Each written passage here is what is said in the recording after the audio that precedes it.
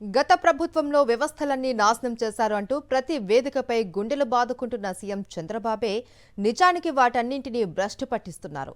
గతంలో పేదలకు మేలు చేసిన అనేక కార్యక్రమాలు కూటమి ప్రభుత్వం మంగళం పాడుతూ రివర్స్ పాలన చేస్తున్నారు.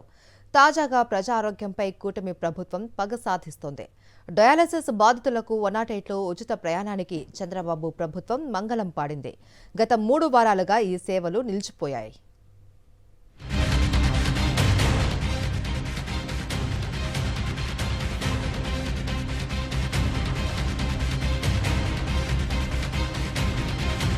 వైఎస్ఆర్సీపీ ప్రభుత్వ హయాంలో ప్రజలకు ఎంతో మేలు చేసిన పథకాలు కార్యక్రమాలను ఉన్నఫలంగా నిలిపివేసి వారిని కష్టాల ఊబిలోకి నెట్టేస్తున్నారు. చివరకు రోగుల ప్రాణాలతో సైతం చంద్రబాబు ప్రభుత్వం చెలగాటమాడుతోంది.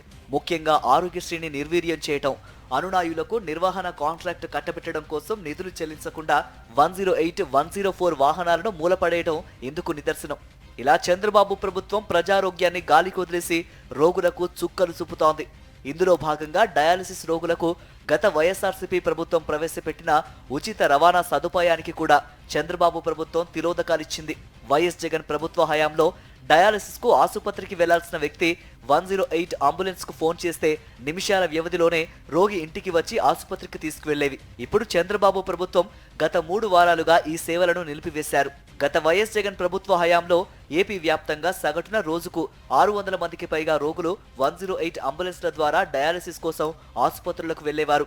గత ఏడాది ఏప్రిల్ నుంచి ఈ ఏడాది జూలై వరకు 2,50,000 మందికి పైగా ఉచిత రవాణా సదుపాయాన్ని వినియోగించుకున్నారు. చంద్రబాబు వచ్చాక 108 సేవలపై చీకట్లు కమ్ముకున్నాయి. డీజిల్ కి కూడా ప్రభుత్వం డబ్బులివ్వకపోవడంతో రాష్ట్ర వ్యాప్తంగా 300కు పైగా అంబులెన్సులు మూలన పడ్డాయి. ఫలితంగా డయాలసిస్ తో పాటు ఇతర అనారోగ్య బాధితులు తీవ్ర అవస్థలు పడుతున్నారు. అత్యవసర సమయంలో అంబులెన్సులు రాక పలువురు ప్రాణాలు కూడా కోల్పోయారు. ఎటువంటి ప్రత్యామ్నాయ ఏర్పాటు లేకుండానే ఉన్న ఫలంగా డయాలసిస్ రోగులకు 108 అంబులెన్స్లో ఉచిత రవాణా సౌకర్యాన్ని చంద్రబాబు ప్రభుత్వం రద్దు చేయడంపై కిడ్నీ రోగులు మండిపడుతున్నారు.